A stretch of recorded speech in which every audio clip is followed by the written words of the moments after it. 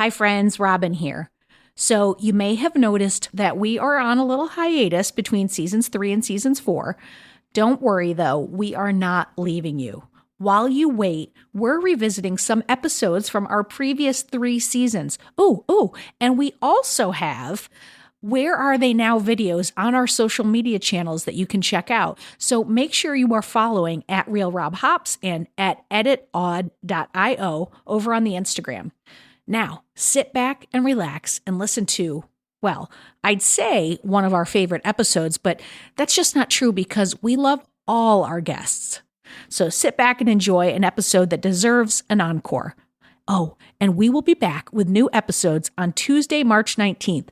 Mark your calendars or, hey, just follow us on the socials so you don't miss a minute of well adjusting. Woo! Edit audio. Sometime in my late 20s, I did yet another self-help course, and I came out all lit up with possibility. I started calling all my family. I'm talking about the changes they can make in their lives for happiness. I mean, you can just imagine how psyched everyone was to get my calls. Oh, Jesus, it's Robin again. So by the time I get to my dad, I had been thinking about how he was always talking about how he didn't want to be in sales anymore and how he wasn't happy with what he was doing for his life. And so I launched into this diatribe about how he could go back to school. He could get a new career. He could be anything he wanted to be. And there was this pause on the phone, like a very long and uncomfortable pause. And he said, Robin, I'm 73 years old. I can't go back to college. So no, I resisted the urge to bring up Rodney Dangerfield. And I just said something about how he was missing my point. It's about every day is a new day to change. Needless to say, my dad stayed in sales and I learned to only give advice when asked. And I can generally do this. Who am I kidding? I can't help myself. But that's not the point. The point is that I stand by the idea that every day is a new day to decide who you want to be and how you're going to show up in this world. And some days I can do that and others, not so much. But I do know that if I fail, there's a new day a-coming. Hello, folks. I'm Robin Hopkins, and this is Well Adjusting, where I talk to people about life stuff, but not in an NPR way, more like we're at the bar, we're having cocktails, and I am getting into your business sort of way. Oh, we love a cocktail. Oh, and producer Steph is here too. Oh yeah, hi, that's me. Today we chat, credit card roulette. Ooh, I am so excited about today's episode. Today, we are joined by one of my very bestest friends. She's like my sister. Her name is Aileen, but sometimes I call her Bean, just for clarity's sake, so you know. And recently, Aileen came to me about her finances, and she was essentially talking about how she was over 50, and she was like still in motherfucking debt, and she'd had it. And she asked me for help. And I was so excited for her to be in that place of being like, I don't care what my age is, I can learn a new way of being. And after we started working together on her finances, I was like, oh, you've got to be on my new podcast. And today she is bravely sharing with you all of her money stuff. So let's get to it. It is, I hate to be all dorky and say finances are so exciting, but they are. Let's get into this. I've never had a budget my entire life, My husband's like, you spend whatever you want, you deserve it. But I'm just tired of always being behind with everything, like always being in financial debt. And some really big financial things came up last year, which put me in a position where I was like really forced to make a big change with the way I spend and the way I save or don't save. And, I've watched Robin for years, buy apartments and, go on big trips and do all kinds of stuff that, I'm like, man, she's good at this. And also always has, you ask like a financial question, she comes back with some like really smart answer. And I'm like, oh, okay. What's funny is when you reached out, like you texted me and you said something like, can we hop on the phone for a few minutes to talk about a budget? And I was like, oh, yeah. I'm thinking this is like a 3-minute conversation. And I'm like, I'm going to just send you this spreadsheet that I have. Because, it's not unheard of for people to ask me for my spreadsheets. You know what I'm saying? So I sent you over the spreadsheet and we got on the phone and we started to talk. And I really quickly realized that you didn't want my spreadsheet, which, fine. Okay. But you were ready for this much bigger conversation about, I want to make a change with the way that I relate to money. Yeah. And so we started talking.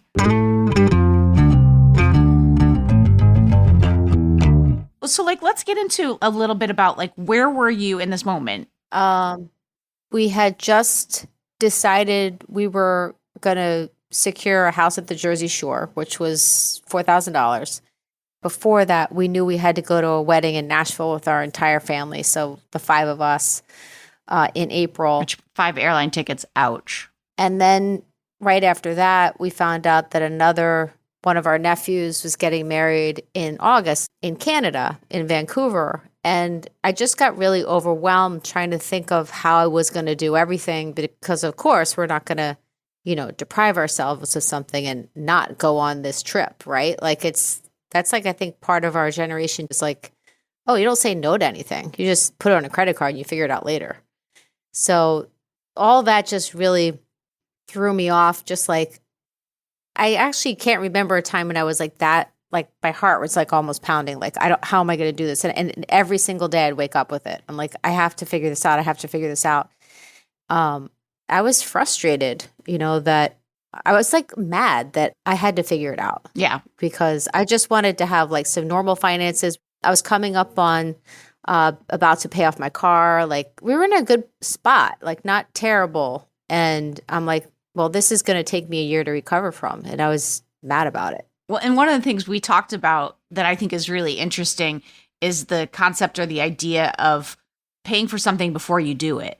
And it just blew your mind because you were no, you're just going to charge it and then I'm going to deal with it later. And I was I really want you to address that. And I think within a half hour of talking, I was what we need to do is change your whole thinking about the way you relate to money. Can I just ask, are you comfortable saying how much debt you were in and when you started chatting to Robin? Well, at the time, I think I had just purchased my tickets for Nashville. So I think we probably had about $5,000 of credit card debt that we could have paid off, but I don't think I had really intended on paying that off right away because we had this other debt. So Robin helped me to consolidate it. So that was probably only about, I think it was about $12,000, $12,000 or $13,000. Plus the 3 trips that you needed to plan for. And at that moment, you were I'm going to have to put those on cards. Well, yeah. And we have heavy expenses. We have a heavy mortgage. We have, it was just, that put us way over the edge because I had been, even though I was living paycheck to paycheck, I wasn't saving anything. So I'm okay, we're managing. This isn't awful. We're not carrying big, heavy debt. But then when that happened, it was just the rug got pulled out from under me. It was okay, this is bigger than me right now. In the past, what we've done when that's happened, Robin, is we would just take money out of our investments just to pay down the credit card debt. My anxiety levels. Yeah. No, that's how we managed for years and years and years. And so that's been a big lesson from just changing our habits this year. And we have not done that since last year, which is, it's incredible. It feels really good. And I think we started talking 9 months ago. That alone is a huge win. Right? Yeah, it took you and I a few phone calls before I could even get past the shame of the way we spend money. Yeah. I just was in such a shameful place. Other people figured this out by now. I'm 52 years old and I'm still putting trips on credit cards and having to pay them off over a whole year. That just really, I just felt like a failure, to be honest. Why do you think that is? Why do you think you felt like a failure? Because my husband and I make a lot of money. Because we shouldn't be in this position. Yeah. We should know better. Yeah. And we've made other financial mistakes that have put us in the spot we're in now, too. It's kind of assumed that in every couple, you have one person that's better at the finances than the other. And I don't think either one of us have that. I pay bills. That doesn't mean I'm good at, budgeting or planning our finances. That is true. Usually there's one person that's good at one thing, but that's interesting that neither of you are good at it. Especially you Yeah. were like a business major in college. Like I had like Yeah, 17 majors, but just- you were a business major for God's sakes. Taking accounting and shit. Financial accounting I did drop out of that class. That one was not good. I'm like already shaming you. When you're just talking about feeling shame and I'm shaming you about your business major. I should tell our audience that we've known each other for so long, and so I can shame you with love. Shame it up.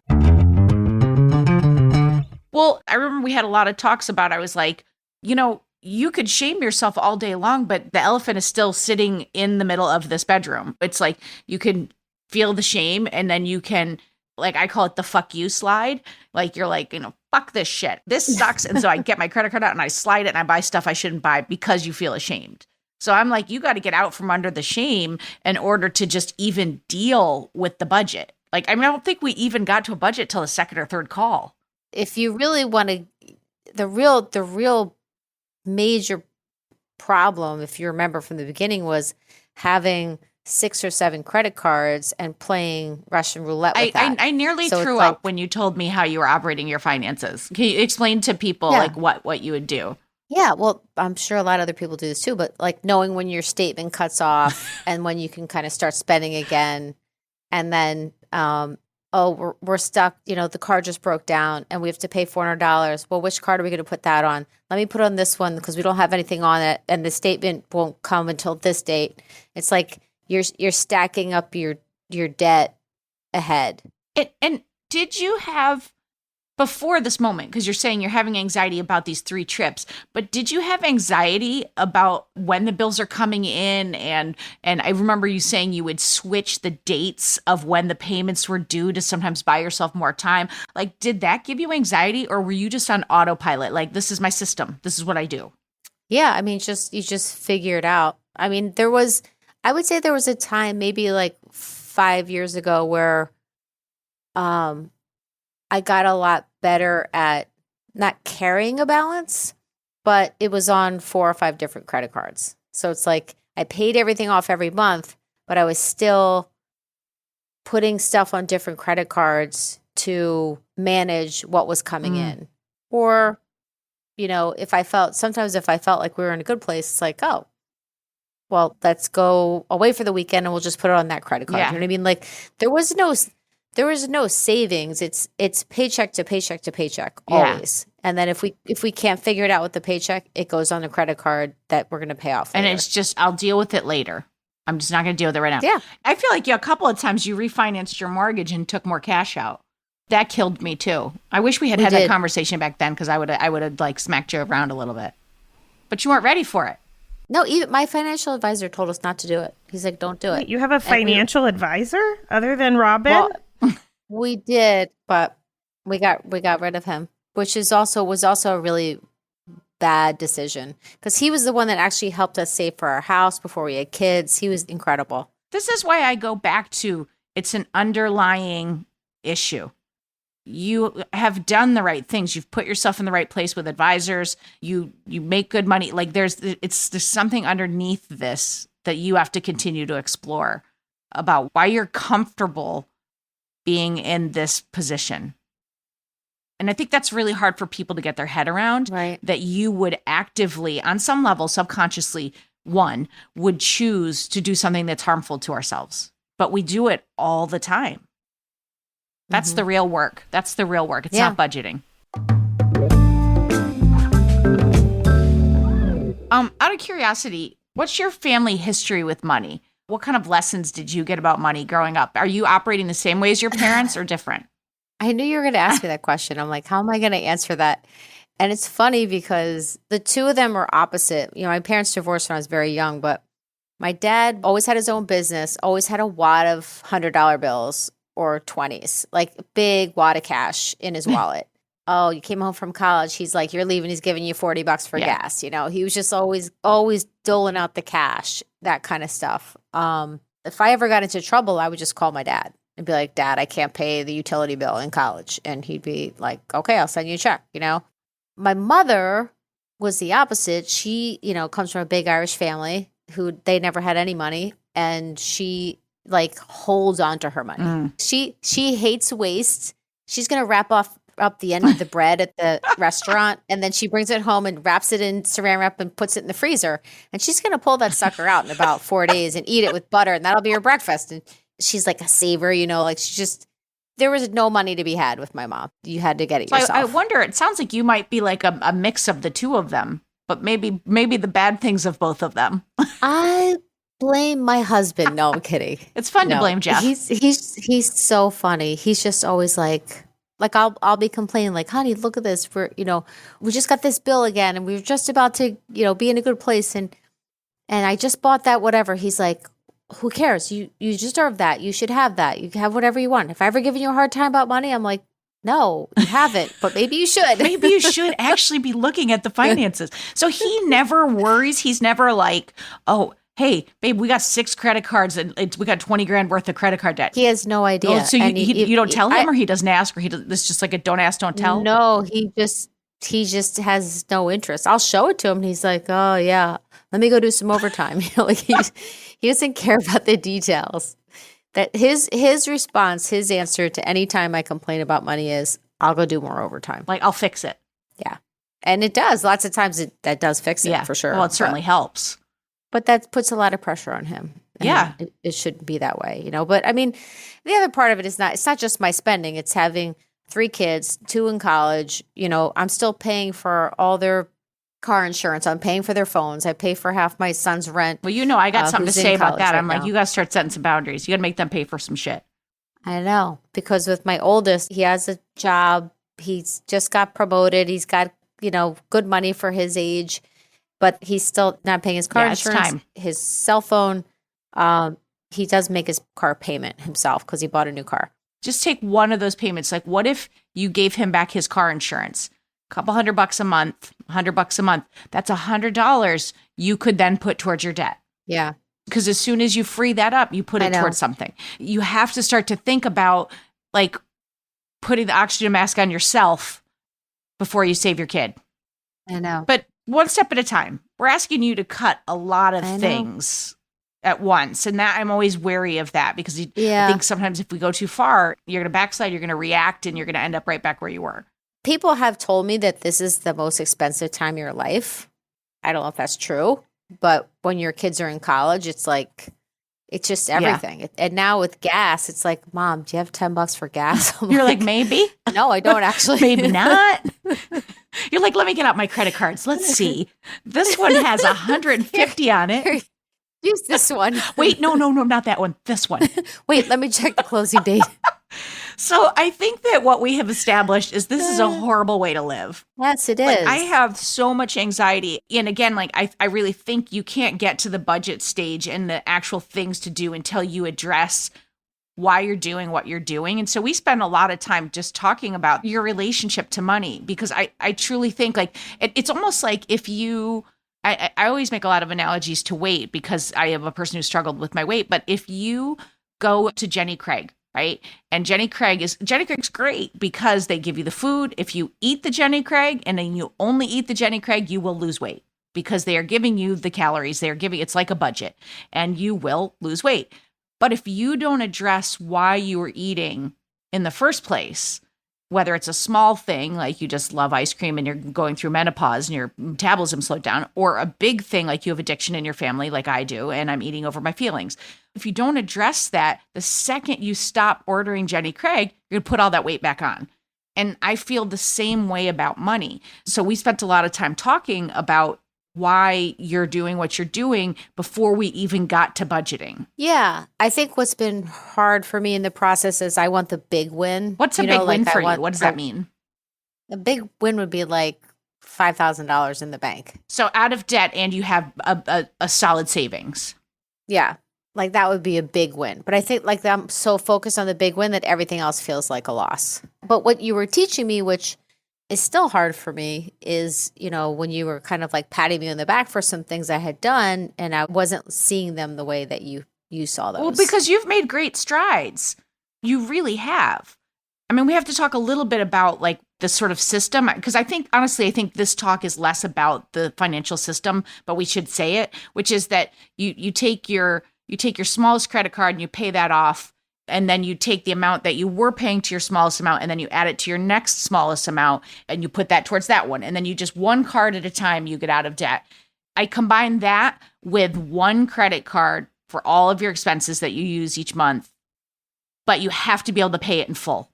And so that requires like an investigative look at your budgeting and saying, this is what I spend each month on food. This is what I spend on gas, booze, and you got to really tell on yourself. You got to be honest. And then the third part of it, and there's more that's really in depth, but again, like this is more about the relationship to money. But the third part of it is really about anytime you get extra money, you put it towards debt, but not all of it. Because I think what's really important is that you don't get into a depraved, like feeling like, oh my God, I'm on an austerity budget, I can't breathe. Because that's nothing sends you into the fuck you slide faster than feeling like you never can have anything nice. So I always use a rule of thumb of like, if like Jeff's overtime comes in, what you need to do is if you want to be a superstar, 75% goes to your debt. 25% go out and buy yourself something pretty. If you've had a really hard time and you're just like, I just want to do something extra, 50%. But the point is that anytime any extra money comes in, you are sending half of it towards your debt. And that is the key, to getting out of debt. That and slowly picking off the credit cards. If you can consolidate to one card, I encourage that, like one of those no interest ones, but only if you cut up and stop using the other cards. Like you can't keep doing the credit card roulette like that. You can't do that. Yeah. But you did so much with that. Yeah, no, initially it was really good. I mean, I was scared because we just kept putting everything on that one card and I was like, oh my God, I just kept watching it every day, like go up, up, up, up. I'm like, how are we going to pay this off? And it took a couple of months for it to balance out. And then because you were used to being like groceries go on this card. I go to Target on this card. And that makes the balance look less. But when you tally up all that you're spending, it doesn't matter if it's on 5 cards or one. That's how much you're spending. And you shouldn't spend more than than comes in for your checks. That was the hardest part. You kept saying, yeah, you just put everything in one card. I'm like, everything? Like, you were so resistant to that. Remember when I told you that every single paycheck I pay something and you were like, what are you talking about? And I'm like, yeah, when this paycheck comes in, I pay this. When this paycheck comes in, I pay this. And I was like, and you were stop like, that. You said you need to make 2 payments a month. That was a very big change for me. I just like trusted those. Like I jumped out of an airplane. I'm like, okay, I could do this. I think I could do this. But give yourself a win though. You prepaid for how many of those 3 trips before you went on the trips? Well, remember the Nashville one, I had to put on that no interest credit card. Yes, I do remember that to pay off the whole year because that was so big. So that one I still have $1,500 to pay off of. But the Canada trip is paid for. That one's done. Producer Steph just gave them woohoo. And I actually paid our beach vacation off 2 months ago. This is what I'm saying. But you haven't even gone yet. That was like on a 4 payment plan. But you are so quick to say that you're not succeeding. 2 of your 3 trips you paid off in advance. And this is what I'm saying. It is critical that you celebrate your wins. I talked about it with you. I was like, it is going to take you, I said, a year to 18 months to get out of debt. And then we can start adding in a savings plan. Because then all of that money you were paying to credit card debt, now we can give you a little more in your monthly spend, but 75% goes into savings or 50%, whatever you like, all that can come, but you've got to celebrate the wins along the way because it's hard work to get out of debt. Yeah. I don't hear celebration in your voice, Bean. I don't hear it. This is what I heard. Yeah.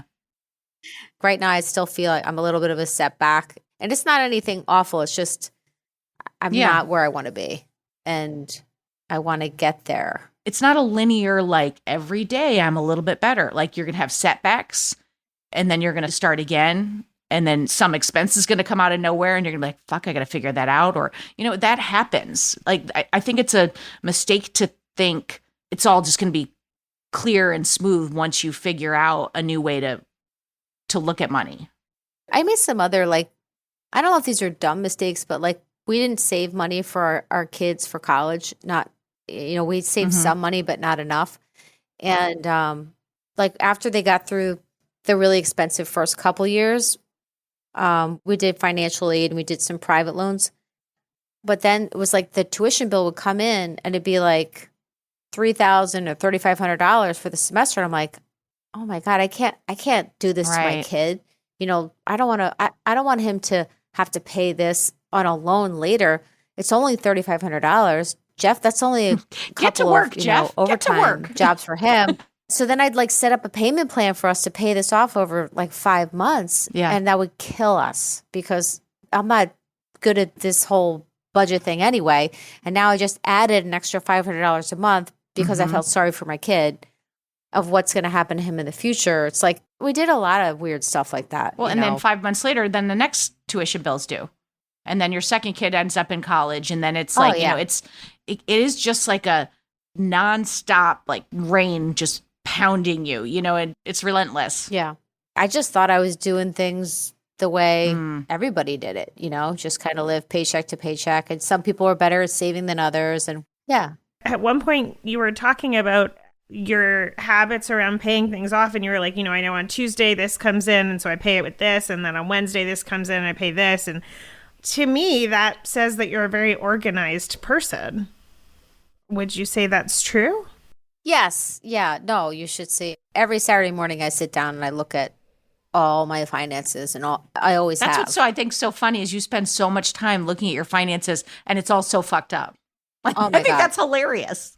It's a lot less now than I used to be honest, because sometimes I'll look at it and I'm like, oh, okay. like nothing to do here. So it's different. It's different. But no, yeah, I am really organized. But can I Yeah. share like an unorganized story that happened this Yeah. week? So I was using this one venture card, which Robin and I agreed was the best card to use. And gives me like all this cash back. But then this friend of mine's like, oh, you have the venture card? She's like, so do I. I get tons of miles for that. And I'm like, I don't get any miles. And I'm like looking at all the benefits, no miles. And so then I realized I don't have the mileage one and I want to go to Ireland next year with my mom. So I'm like, well, this could be a way that I could go on this trip and it's almost like a savings plan. So I switched to this new venture card. But like I had just done all that work to Oh. put everything on the one card. So now I just put everything on the new card. So this week my venture card was due, but I know. See, I'm like, this what's is going to the old happen me. here? I wasn't getting paid until yesterday and I wanted to pay more on the card. So I put a reminder in my calendar to pay it like after 5 so they wouldn't take it out of my checking account. So I don't know. I got this new iWatch. It keeps turning off my notifications. I don't know what happened. I'm brushing my teeth and it's like 9:15 and I'm like, oh my God, I'm supposed to pay off my Capital One card. I go sprinting downstairs. Oh, I missed it son of- by an hour. I had to pay it by 8 p.m. And for some reason, I didn't set up the automatic auto pay in case you don't pay it. So now I have a late charge and I have interest charges Son on this of a brand new card. bitch. I was like dropping F-bombs here and there. So yeah, that was a bad thing that happened this week. But I set up the auto pay right away. And I just said to myself, you know what? It is what it is. You gotta move on, girl. Yeah. And you set up the auto pay, and getting this card was a good thing because you're using it as a savings plan toward a trip in the future. So you got to pull the good out of one bad thing. And $40, for God's sakes, we dropped $40 on 2 cocktails. That's your late fee. You're fine. You'll deal with that. You move on from it. But it's impressive. You remembered. You just always got to pull the good things out. I don't know if this is off limits, so feel free to push back. But you have children. Yeah. Do you talk to them about money? Do they have jobs? Like, what's their vibe? Oh yeah, I am trying so hard for them not to be me. So like I actually taught my oldest son everything Robin taught me. And then I have a son in college who reminds me exactly of myself. He's just kind of living paycheck to paycheck. Like, Mom, can you give me $40 for groceries? And I'm like, sure, I'll just take it out of my no money.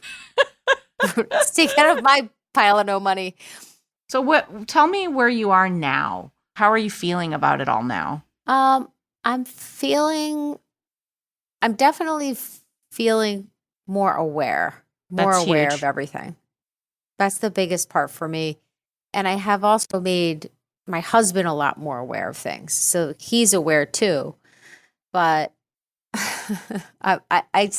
it's like I can't tell myself I'm doing good with it. I feel like that's some of your biggest work, is because it's like, if you can't see what's really happening, like without your emotions that you're bringing to it or your past, then what you're going to do in relation to it is going to be skewed.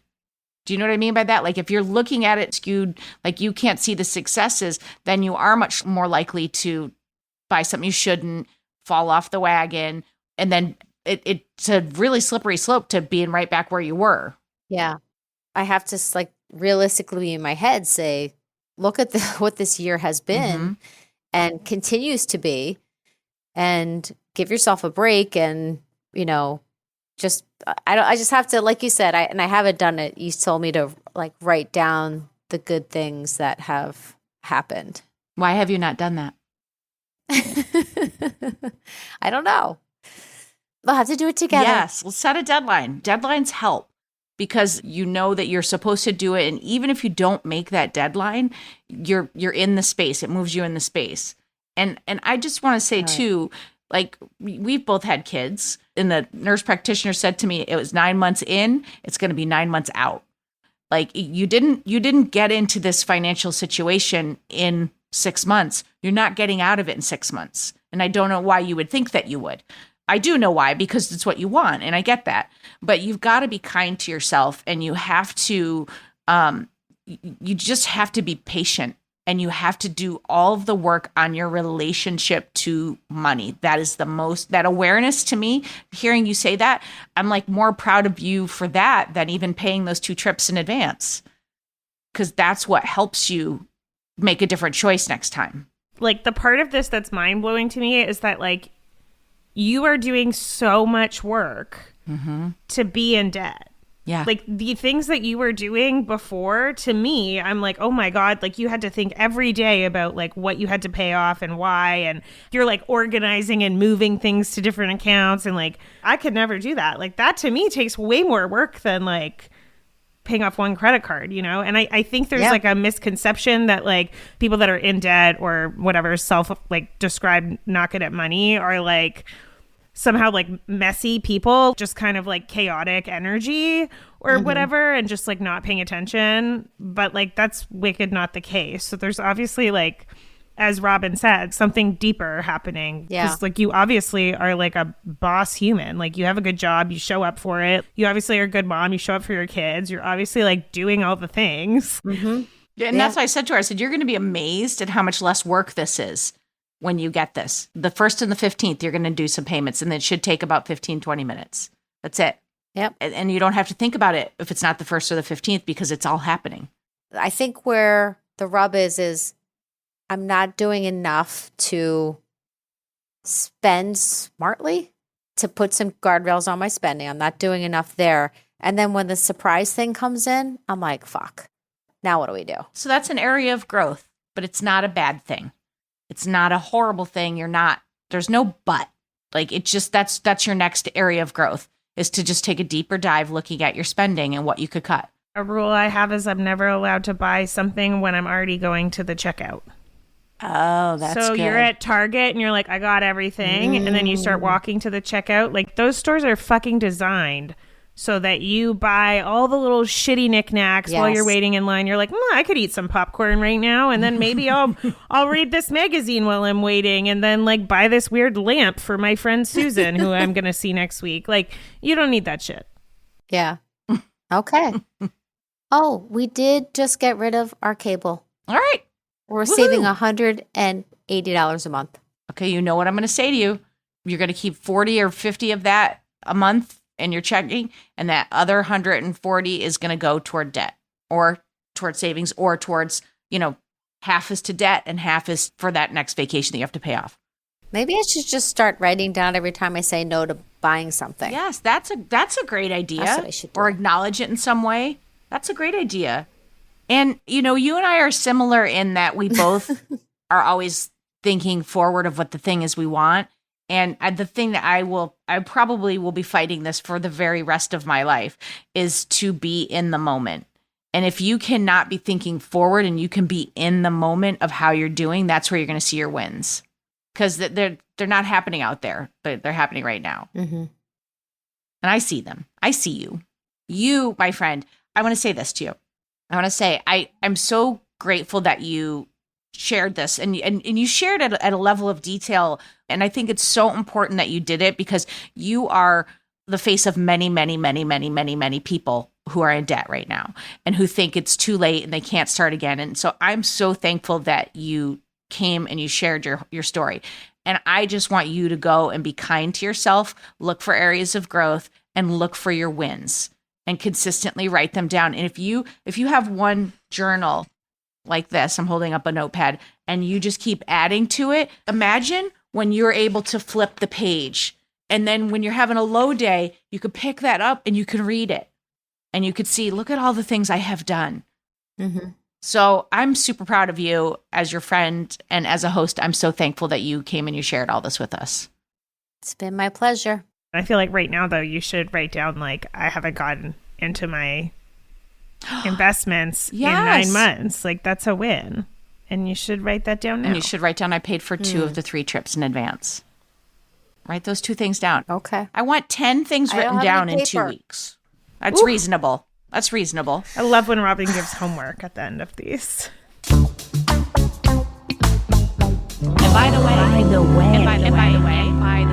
And by the way, you just went out to dinner with your friend and you wanted to get the miles. Okay, I approve that. So you drop your credit card down and your friend Venmo'd you for their half of the bill. Now comes the tip. Cash out that Venmo balance. Don't leave it in there and use it for cabs or deli runs or whatever shenanigans you're up to. Transfer the money straight to your bank. Then make a payment to your credit card for your pal's half of the check.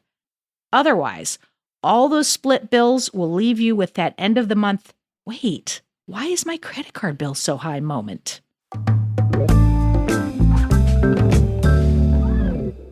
Hey folks, it's that time where we get a little advice from our expert of the day. Elise is smart and funny and she knows all the things about all the money. You're going to want to listen to this. You have to make your money work harder for you. So all these credit cards give you points and such. I've booked trips using all my points. That's an extra. So that part is great to me. You know, if you look at the points guy and all these other, you use cash, you're not getting any credit for it. Some people like cash. They like the anonymity of it all. They pay and they know exactly what they're spending. They don't get into credit card debt that way. If you're an undisciplined person, go with cash. You'll never get into credit card debt. You know, some people do these things where you put the change into anything you can move. I don't like to have a lot of my money accessible to me. It makes it too easy. I'm a spender. I want to charge everything. I don't want to carry cash with me. I'll lose it, spend it, lose it, spend it. Makes it too easy. So sometimes people do need it in a savings account where you can't take it off. You can't use it a cash machine. I like doing monthly money and investments. Like if you want to open a mutual fund, I like the money taken out right away. $100 every month into Vanguard or whatever it is you're investing in. $100 into your savings account. You know, if you have anything, if your job has a TDA or anything, tax deferred annuity, invest, especially if you get a raise. If you get a raise and you're already living off of what you live, that's gravy. That goes in the savings bucket because you get used to whatever you make. You make more, you get used to it. So at some point you have to say, that's the extra. That's the vacation fund. That's whatever it is that you want. I mean, she said it, didn't she? She said it all, and I think we should all be listening.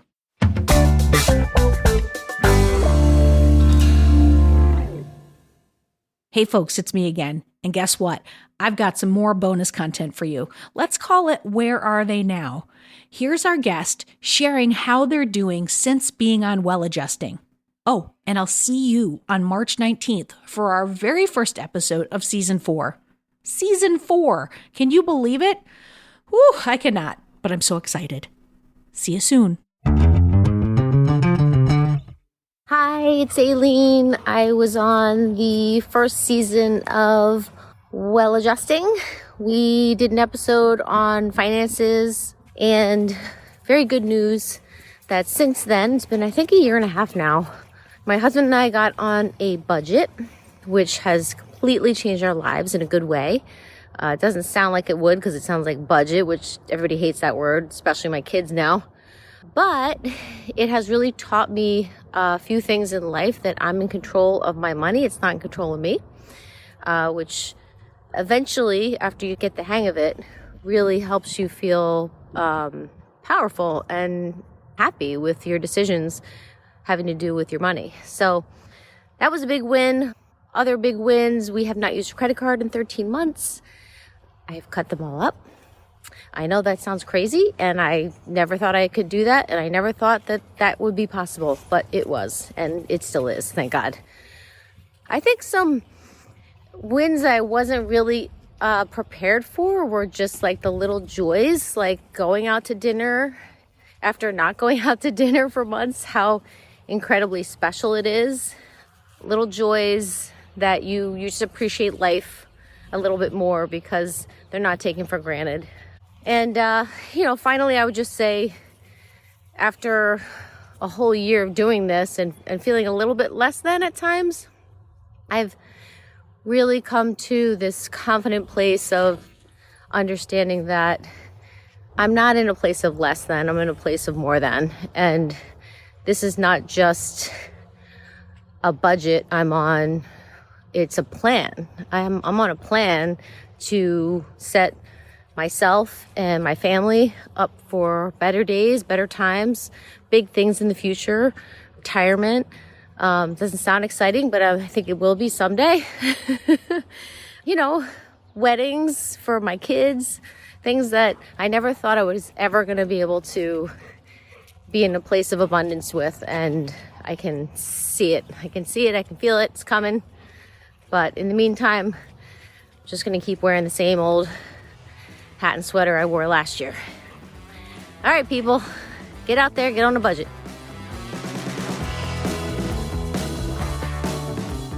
Well Adjusting is an Edit Audio original series. It's exec produced by Steph Colburn and Robin Hopkins. Our producer and editor is Maria Passingham, and our production manager is Kathleen Speckert. Thank you to the entire Edit Audio team and to you for listening.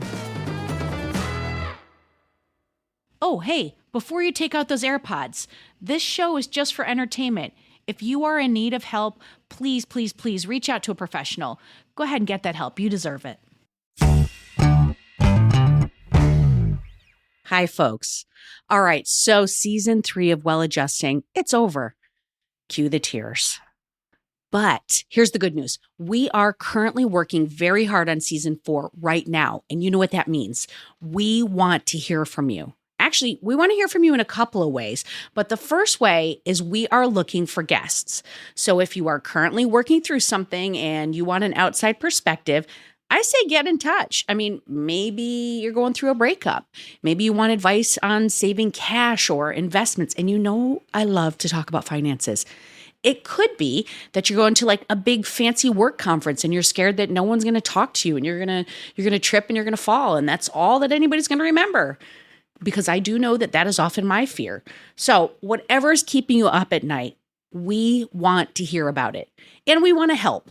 So all you have to do is hit us up over email. It's hello@editaud.io, or you can get me at Real Rob Hops on the socials.